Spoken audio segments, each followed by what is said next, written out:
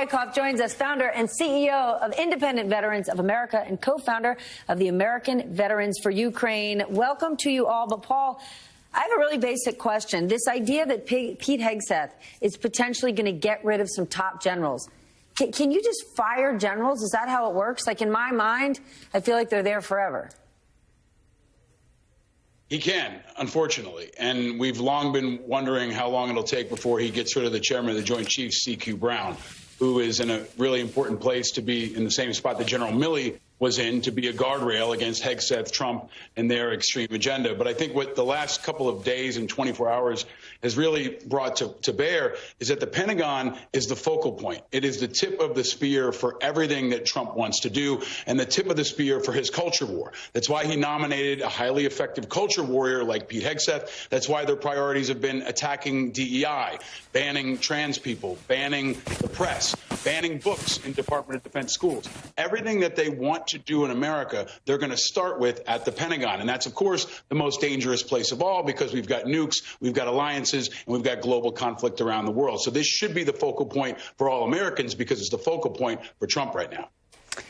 The thing is, defense has always been a huge part of the federal budget, and Republicans have usually been okay with that. What do you think Doge is specifically looking for when it comes to budget cuts? Because that's different from culture war. Well, it might not be. They're probably going to look for anybody who has any kind of association with DEI or diversity. They could be looking for folks like veterans who have been recently hired and are under probationary status, because every time they do a cut, one thing I want to emphasize is 30% of all federal workers are veterans. So the problem here at the Pentagon is that Doge hasn't exactly been a scalpel. They've been running ramshot across every agency in the federal government. At the VA, they just fired 1,000 people, including about a dozen people who work at the Veterans Crisis Line. So if they take that kind of approach to the Pentagon, this is literally the most dangerous scenario we could have, where they fire people indiscriminately, they fire people in vital roles that are touching national security, and they themselves are unvetted. We don't know where their alliances are. We don't know who they've colluded with. And it's not out of the realm of possibility to wonder, hey, maybe they have something to do with Russia, given the conversations that are happening from the president in the last 24 hours. So who are they? What are they doing? What's their mandate? And what kind of transparency will the American people have? Because this is literally as high as the stakes can possibly get. Has been trying to pass through misinformation you have coming through the mouth of the vice president, the defense secretary, and the president. I mean, if you're Vladimir Putin, you have to wonder why is the Western Hemisphere smiling on you all of a sudden? Paul, I'm guessing you would agree it's been a Putin party all week.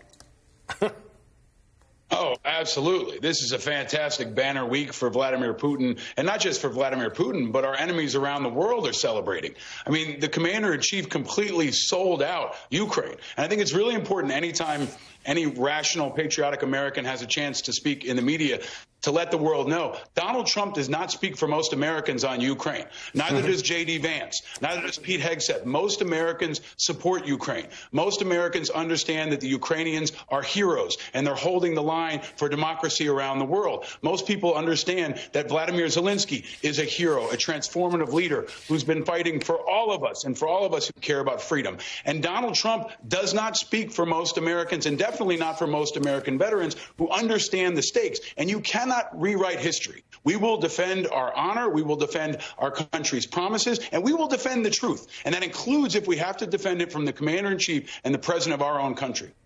Take us to our NATO allies. Take us out of the United States, because the rest of the world has watched Donald Trump shift our foreign policy, which could, in fact, back to Joel's point, honestly shift the world order. And they've watched him do it with very little pushback here. Where do you think things are headed, Paul? I mean, what are our allies thinking tonight? What are they planning? They don't trust us anymore. And I think it's really important that we put a point on this. What Donald Trump is doing is victim shaming Ukraine. He's doing it because it's something he's done his whole life, and it's been very effective for him. But that's what he's doing. It's geopolitical victim shaming. And what we have to remind people is that the Russians are the bad guys and that Ukraine is the good guys. And if we side with the Russians, the world will view us, the Americans, as the bad guys. And that's what's at stake here. The world is losing confidence in America. They're losing confidence in our military. They are afraid of our leadership. And patriotic Americans who know the truth, who know who the good guys and bad guys are, need to speak up now in whatever forum you have, whether it's national media or your local coffee shop, and speak the truth and explain that America's always been the good guy, but that is at stake right now because of that man on your screen right now. My producers are going to kill me, but Paul, we're leaving you after this, so I'm going to give you the last word. I heard you were trying to chime in. This is not about tax cuts. This is about power. This is about seizing the levers of power. That's what they're doing right now. They're not concerned about the midterms. They're not concerned about re-election. They're concerned about grabbing the levers of power so they can force forward total transformation of the culture and the government. And I'm not putting any faith in the Democrats or the Republicans, but I do have faith in the American people. And they're about to hit that guardrail by laying off millions of Americans in communities around the country. This is like BRAC on steroids. 30% of them are veterans, and they are going to speak up. And if somebody's going to save us right now, it's not the Democrats or the Republicans, it's the American people. See, I knew you should have had the last word. The Nightcap is sticking around, Paul. Great to see you.